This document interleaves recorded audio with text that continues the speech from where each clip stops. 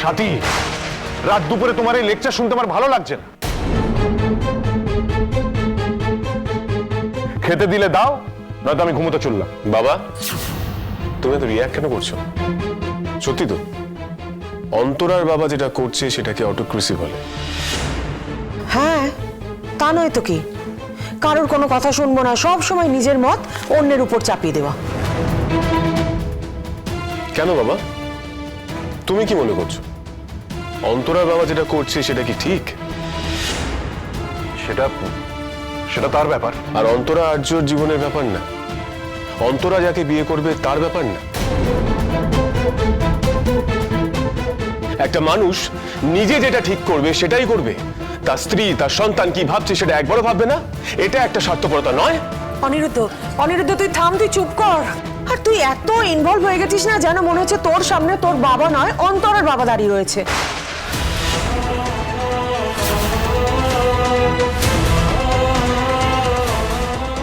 অনিরুদ্ধ কি সব জানে? অনেক রাত হয়ে গেল, আপনারা খেয়ে নিন না। খাবো না, খিদে পাইনি আমার খিদে মরে গেছে এখানে। আমি বুঝতে পারছি না তখন থেকে একটা বাইরের লোককে নিয়ে এত আলোচনা হচ্ছে কেন। আমাদের কি আর কোনো কাজ নেই? হ্যাঁ, কোনো কাজ নেই সাথী? ডিসগাস্টিং। এই তাপস খাবে, চলো, রাগ করতে নেই।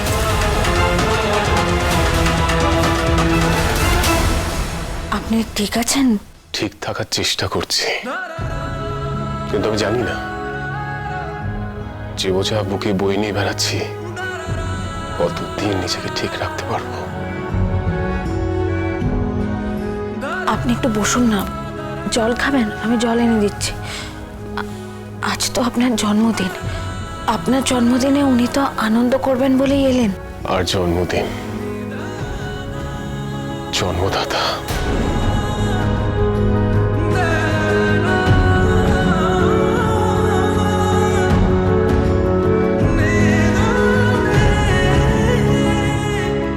শুনুন,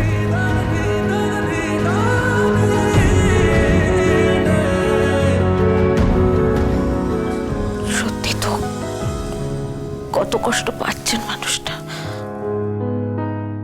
বহু বছর ধরে এই বোঝা বুকে বয়ে বেড়াচ্ছি, আর পারছি না।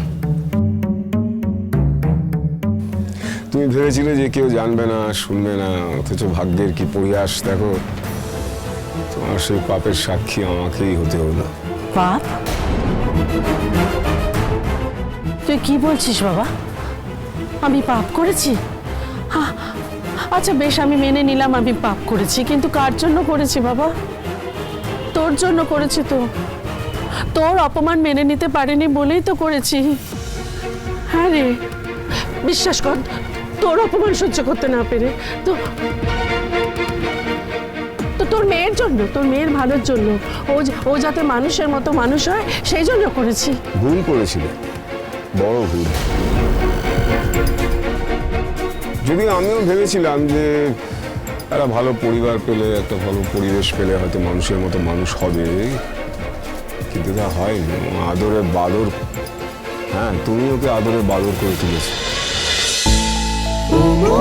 ও মোর দরদিয়া, সোম থেকে রবি প্রতিদিন সন্ধ্যে ৭টায় স্টার জলসায় ও জিও হটস্টারে।